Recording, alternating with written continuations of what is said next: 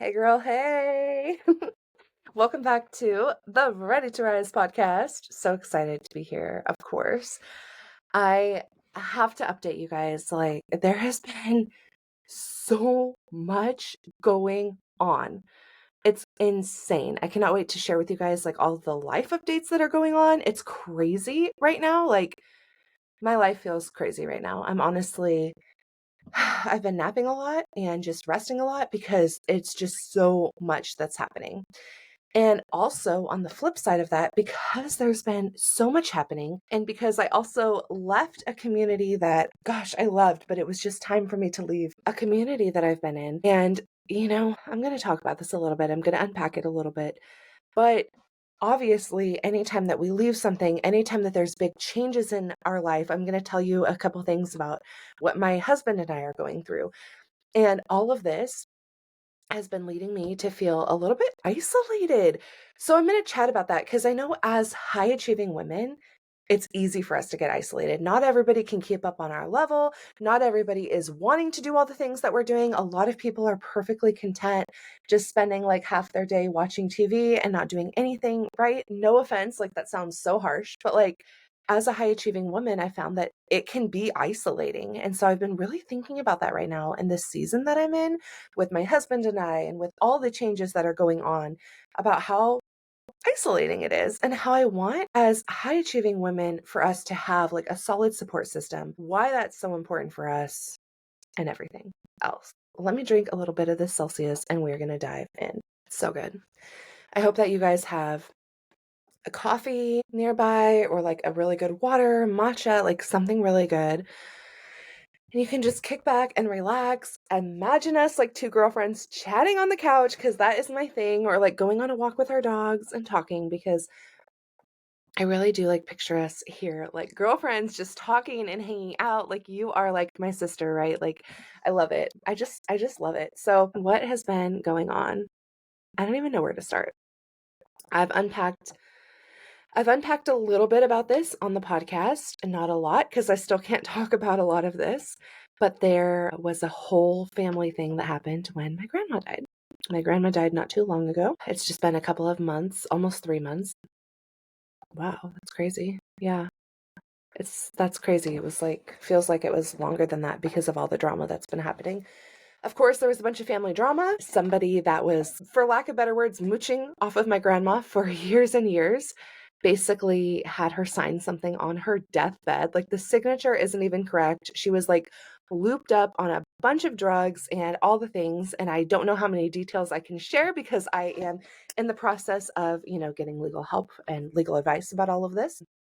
So there's not too much that I can say, but they literally had her sign something legitimately the day before she passed when she was like seeing dead people in the room and on a bunch of medications that were like she was barely coherent. It's insane. And these people had her sign away all of her belongings, her home, everything. And honestly, I'm in a place in my life. You all know I'm running my own business, right? I'm a life coach. I host retreats. I do all of the things. I am a nurse as well. I mean, I have a steady income. I'm very blessed to have a great career that provides me a steady income. And it's not about the money for me, right? It's not about like, oh, I wanted to get her house so that I could like sell it or XYZ. Like, none of that matters to me. I truly don't care, And these people, honestly, they need her house or else I'm like, defamation of character. We don't want to go there, but they need her house or else, let's just put it this way. They need her house. They would have nowhere to go. They don't have a home of their own. They need that, right? They are banking on that. And I get it. Like, it's fine. I don't even care. Like, whatever. But all her belongings were signed over to these people. And it's so sad.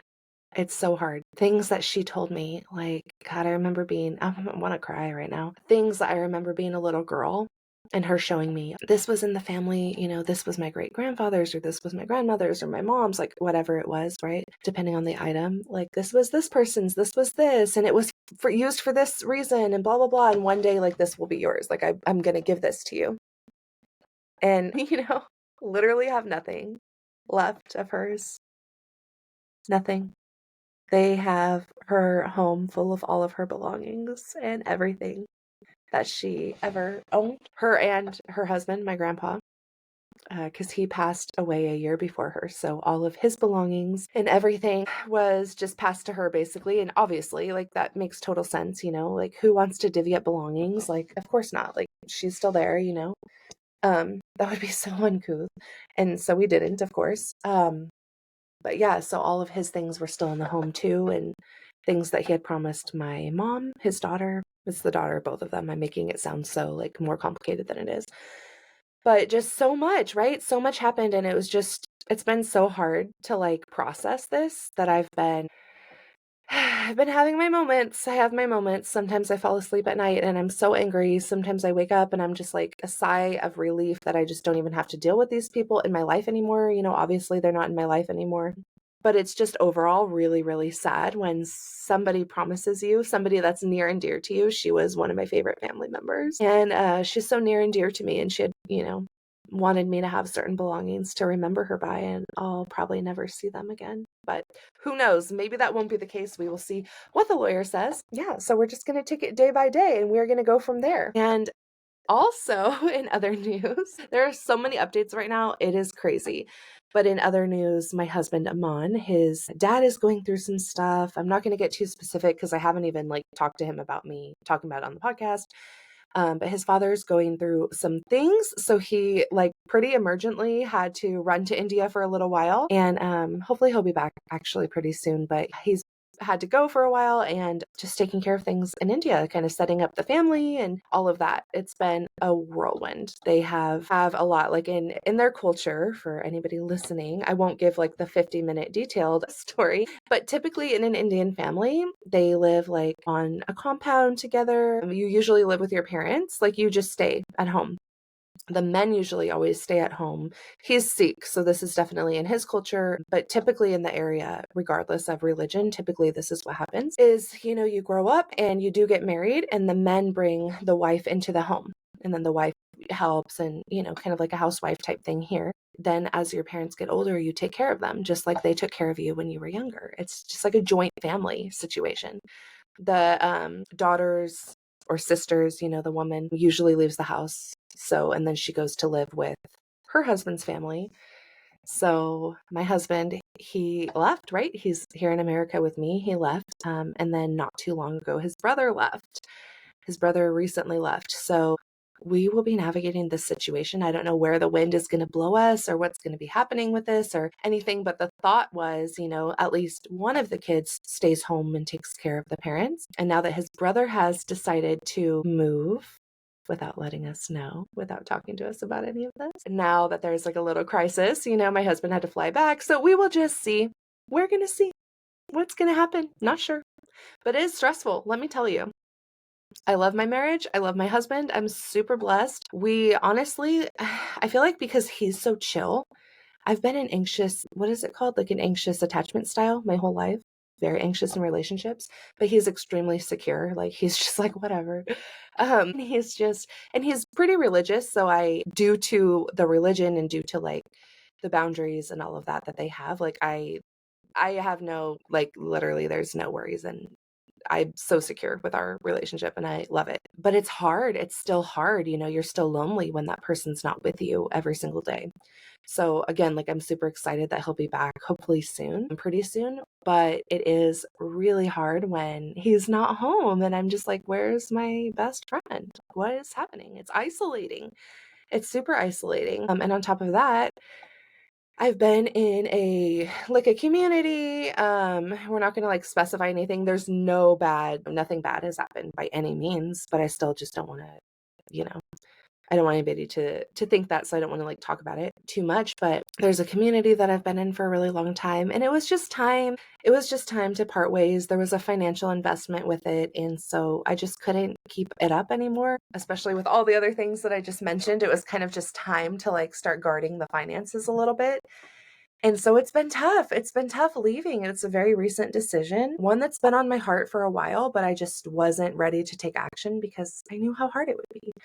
And now that I've made that decision and I've told the people who need to know and all of that, it's heartbreaking.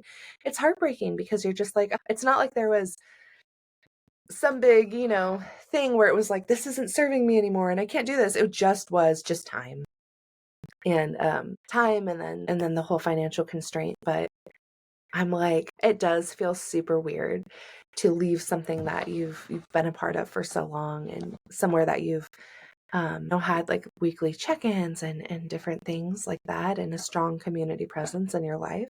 It's different. It's super weird. It's super isolating. I do also think like it's been getting me thinking about how high achieving women in general can be really isolated because we have all these things happening. And I've noticed for myself personally, as like a high achiever, I don't always talk about them. So that's kind of why today I was like, I need to sit down and like update everybody. I need to sit down and talk about all of this, all of these life updates, all of these changes. Because as a high achiever, it's easy to just kind of like compartmentalize this, like I'll deal with it, or like maybe I won't because I've already kind of just done the things. Like I've checked the boxes, I've done it, I'm good. I don't need to sit here and like think about it forever. I've kind of been thinking about it. We're obviously highly analytical people. So I've been thinking about it up to making that decision. And so like I can kind of just like move on from this thought process. But what happens is our bodies and, our nervous systems are still feeling that aftermath of what happened, the change, just even the physical change, of the co-regulation of certain people around you or certain connections that you're used to having on a daily or a weekly basis or whatever. It's like a change. So I am still processing, even though my mind has done all the math. It's like I'm still just processing everything. And as a high achiever, again, it's easy to just work through that, shut it off, and forget that we're still processing things and be on to the next task. Like, okay, what do I need to do? Like, I need to pick up work tonight, or I need to do this, or the house is a mess, or I want to move, or whatever it is, right? It's like, start thinking about all of this. So I really wanted to chat with you about moving out of isolation and into empowerment and understanding, again, like why we need the solid support system. Because there was a time, and I still go back to this sometimes, right? Where it's like easier to handle everything on my own. It's like a badge of honor. It's just so easy, right? Like reaching out for help feels like a sign of weakness. But that mindset in the past has absolutely led me into the burnout, into the loneliness, all of that. So I want to share kind of my journey in the past, what I've done to go from this isolation to building like this tribe of women that I have, like my community, the Rise Sisterhood, and my friends who like lift me up. Because to me, if I'm already noticing this season where all these things are happening and I'm feeling a little bit of these feelings and feeling a little isolated, and it's like, okay, like let's catch that, because I don't want to be back where I was before, feeling like all of that isolation, right? Girl, again, if you haven't already, grab your coffee. Like we're diving into this, okay? A few years back, I had just achieved, how long ago? This is probably 6 years ago or something. I had achieved like a major milestone in my career. So for me, it was a big milestone. And on the outside, it looked like I had it all together, right? I was making a lot more money. I had just moved, like I, was decorating the place. It was so cute, whatever. And I felt, like everything looked really good, I think, from the outside. But on the inside, I felt really isolated. And even though I was surrounded by so many people and I was, looked really happy. I appeared really happy because I would be like, if somebody saw me, I would be excited to see them. I would look super happy, but like on the inside and like on my own time, I wasn't, right? And then I decided to kind of like, sometimes, especially as nurses, man, we get into these conversations. We're there for 12 hours together, seeing things that most people don't see, right? And, we get vulnerable. So talking to one of my coworkers, I realized like I wasn't alone in this experience. And that conversation and many other of conversations that were similar to that led me actually into the work that I do, right? Into building a support system, into creating retreats, places for women to connect and do healing their nervous system. And real quick side note, speaking of retreats, April 7th through 13th, I still have 3 spots left, and I would love for you to join us. So isolation can have significant effects on our mental health, on our physical health. Like, it can really take a toll on us. And as women, I know that we oftentimes prioritize our goals over our well-being, right? And that can cause us to feel so disconnected. We're just go, go, go. But we have the power to change this narrative by intentionally seeking out the communities and getting all these genuine relationships and creating support systems that actually propel us forward and enrich our lives. This is like the best thing, right? This is like the groundbreaking news. Like, we really can do this. So a few of the steps that helped me in that past season to get out of the isolation that I'm going to be doing again is just to remember that, like, first of all, it's okay to feel like this. I think so often we beat ourselves up if things are not in perfect order, if I'm not doing the routine. I literally sent a reel last night to my friend. It was like a reel of somebody's morning routine and how they wake up at 5 a.m. and blah, blah, blah. And I sent it to her and I was like, I miss that version of me. I miss her so much. I was a 4 a.m. girl. I loved it. But right now, things are different, right? I'm feeling disconnected from that. I'm feeling lonely. I'm feeling a little bit depressed. Like, I'm a little bit in a stage of burnout, I think, as well. Just burnout, emotional burnout. Emotional burnout from just too many things happening, too much stimulation in the burnout space. I had a weird falling out with somebody that I hired. I've never talked about her or this or any of this before. So you guys don't know, and I don't think need to know because I want to keep that very professional, but I had like a weird falling out with somebody that treated me kind of weird. The husband thing, the family thing, this, that, everything. Emotional burnout, right? But it's okay to admit that I'm feeling this way. It's okay for me to admit that I'm feeling lonely. I'm feeling disconnected. I'm feeling the emotional burnout, right? Like, that is the first step, is always acknowledgement. As cliche as that sounds, it's always going to be acknowledging it is the first step towards changing it, right? So that's where I'm at. And you might be feeling like you're in the same place.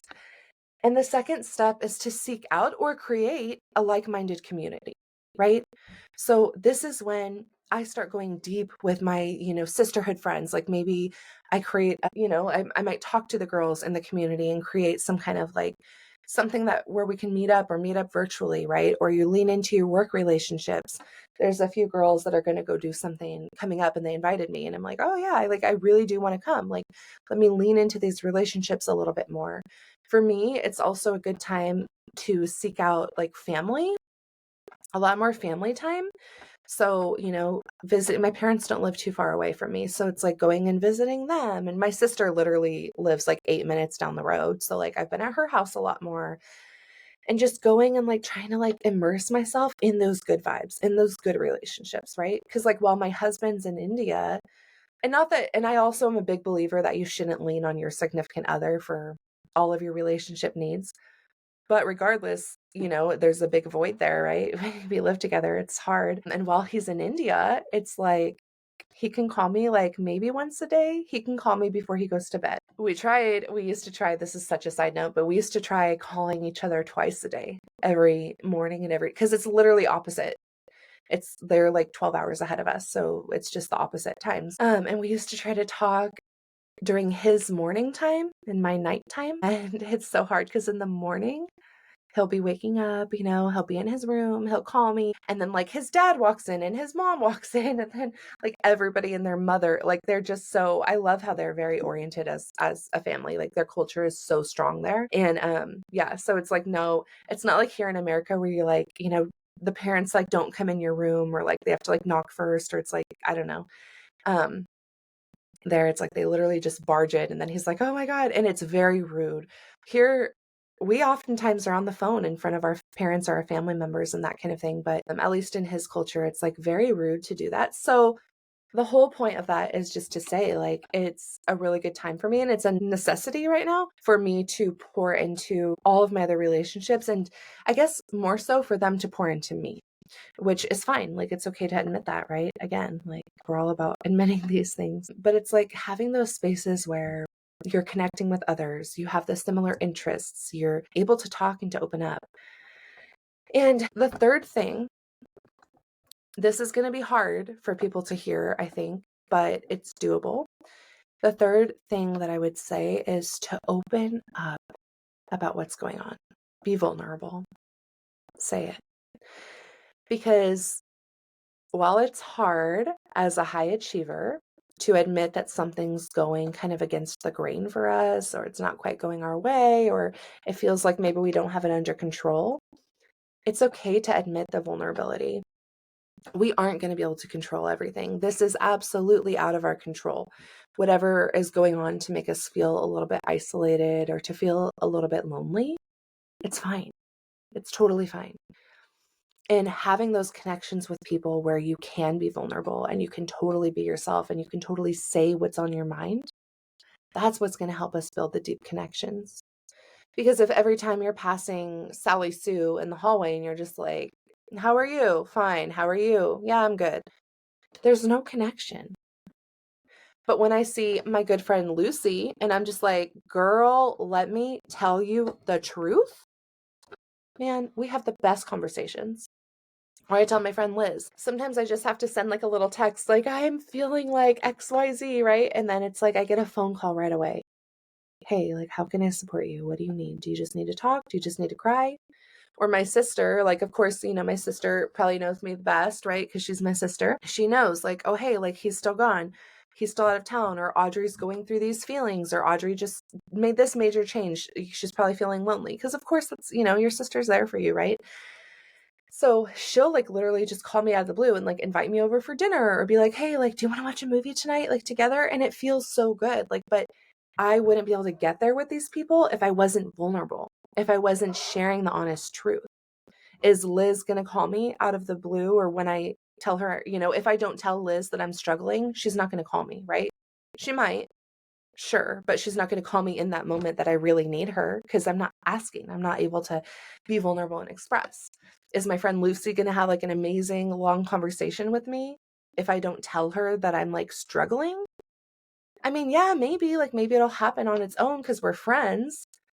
But if I don't really explicitly say that I really am struggling and I just need a friend, it's not going to happen when I really need it. And these people are willing to do this for you, just like you are for them.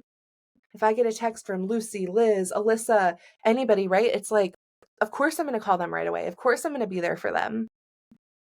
My sister's going through something tomorrow that I'm going to be like, I don't know, a major chunk of my day, hours, hours and hours tomorrow. And I don't care because I want to. Of course I want to be there. But like, if we're not vulnerable with each other, we're not going to ask for these things. We're not going to be open. And then we're just going to be stuck doing all of this alone. Right? So I think my biggest advice, like following up on that, and the advice, like what I'm going to be doing for myself still in this season, is schedule those checkups with your friends. Catch-ups, right? Catch-ups is a better word. But schedule this time, schedule those coffee chats, literally put it on your calendar. Like, hey, are you free this date? Are you free this date? Right? Get in the group activities. There's always like the meetup app. There's the Rise Sisterhood, right? Totally here for you. Or the retreat would be even better for sure because it's in person and it's 3 days and it's coming up soon, April 11th through 13th. But definitely like get into like these like group activities, right? There's so many different ways that you can get into them. Walking clubs, there's, coworkers that go out, and even just going out and having a drink or a meal with people. Like do it, right? And make an effort to stay connected. Pick up the phone. I know that we don't like talking on the phone that much. I hate it, but like, I don't mind it when it's somebody that I really love and really want to be connected with, right? I'm not going to pick it up and call AT&T like I need to do today. But we got like a ton of charges. We got like a huge charge because I texted him while he was on the plane to India. I didn't know that was going to happen. Whatever. Anyways, so we got these like massive amounts of charges, international charges. But hey, like I'm not going to want to make that phone call. But of course I want to call like my friends, my sister, like whoever needs, like a coworker, like anybody, like of course, right? Because we're there. Like stay connected. Pick up the phone, call that person, schedule the dinner, go see your parents, like go see your family, whatever it is. Because building a support system, it doesn't happen overnight. Like it takes time, especially when you're building it from scratch. Like Lucy, like my friend Lucy that I was talking about, she used to be a coworker. She trained me actually at my second nursing job. She trained me and we have been like friends ever since. Like, yeah, love her. Right. But like that didn't happen overnight. 10 years ago, she's, Yeah, like, so anyways, the point is that 10 years ago, I couldn't pick up the phone and just call Lucy, right? But now I can, and I love it. It's so exciting. But it happens with like intentional steps, with being vulnerable, with talking, with having conversations, with going to coffee with somebody and keeping your promise to do that, right? Otherwise, we can stay really isolated. And I know it's easier to sit on the couch, to watch TV, to order food in. I know that that's easier, obviously. It takes more effort to get dressed, to go out, to meet somebody, to find parking, all of that. But we always leave feeling so much better. We leave with a smile on our face. We leave feeling happy. So it's time to do that. I'd love to hear your thoughts. I'd love to hear what you think. I'd love to hear if you're in a similar season as me and how, we could support each other, right? And of course, I would love to have you at that April retreat because community is everything, man. It really is.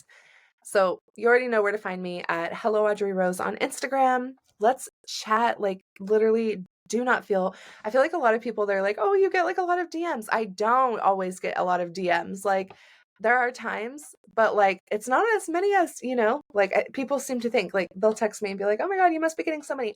I don't care. I love it. It's like my favorite thing. But I'm just here to help you freaking rise. Like, literally, I want to celebrate life with you. I want to be with you. I want to like just do life together. So I love you so much and have a blessed and beautiful day. I'll see you next time.